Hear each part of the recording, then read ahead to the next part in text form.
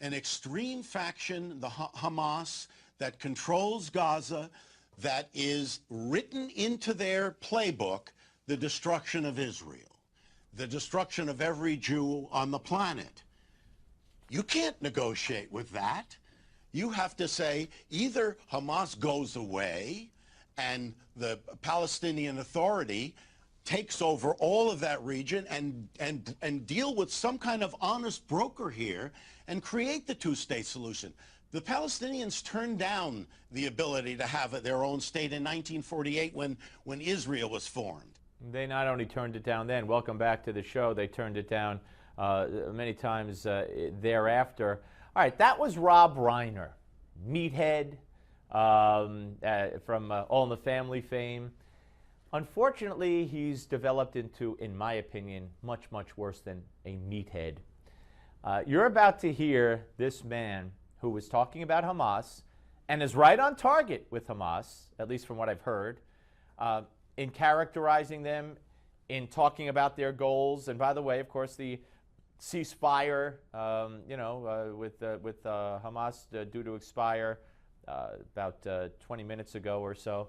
So he is going to now, in this next video that you're going to see, he's now going to equate Hamas to the Tea Party because he is more than a meathead. Much, much more than a meathead. Much worse than a meathead.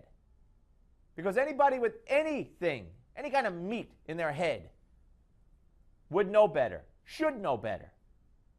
But no, they're basically the same to him. And the solution is basically the same to him, almost. Listen and watch. So clearly Hamas, and again, the virulent Hamas, and again, the virulent faction of a really strong, fundamental group can control everything. You look at the Congress right now in the United States. You've got a strong Tea Party group controlling the whole country because they have a gridlock. They have a gridlock stranglehold on Boehner.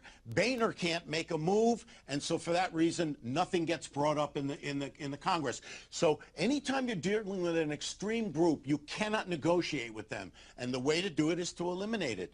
With the Tea Party, you have to go through a political thing. You have to wait till 2020 to redistrict. Right. You eliminate Hamas, and you eliminate the Tea Party, because they're the same thing. They're virulent faction of a strong, fundamental group. Hamas, who would do exactly to Jews in Israel what ISIS is doing to Christians in Iraq, if only they could, cut off their heads. And the Tea Party. Don't you see how they're the same thing? Meathead does. This is not just sickness, or let me rephrase it. This is not just poor analogy, misguidedness. This is a sickness. This is an illness. This man, to believe what he just said, in my opinion, as a non-MD, a non-PhD, I got no doctor, no doctorate, no doctor. He's sick.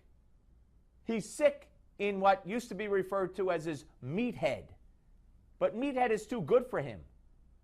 I got a few, when I posted this on Facebook and Twitter, I got a few names for him. Ha ha! I can't repeat them. But this is a sickness that, and first of all, the fallacy that nothing is getting brought up in the Congress.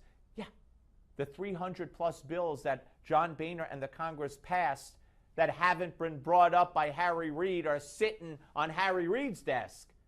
Meathead. But that's, you don't want to know that. But yeah, Hamas, they got to be eradicated. And so does the Tea Party. Same thing. Sick, sick, sick. And did I mention sick? All right, folks, we'll be back with the executive director of the TeaParty.net, Nigel Innes. But first, this hour's American Moment takes a look back at John Glenn's journey into space.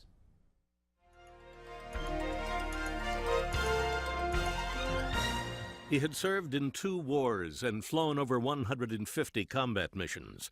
But in just 60 seconds, this Marine Corps officer would experience a ride like no other. At 9:47 a.m. on the 20th of February, 1962, Lieutenant Colonel John Glenn Jr. of New Concord, Ohio, found himself sitting on top of an Atlas 6 rocket filled with 600,000 pounds of fuel. At liftoff, 360,000 pounds of thrust hurled the massive rocket and its occupant into space and America's history books. John Glenn became the fourth human being to enter space and the first American to orbit the Earth. For his remarkable heroism, President Kennedy awarded Colonel Glenn NASA's Distinguished Service Medal. As our knowledge of this universe in which we live increases, may God grant us the wisdom and guidance to use it wisely. Thank you, Colonel. Glenn went on to become the United States Senator from Ohio, and in 1984 ran for the Democratic presidential nomination, but lost to Walter Mondale. You're watching An American Moment on Newsmax TV.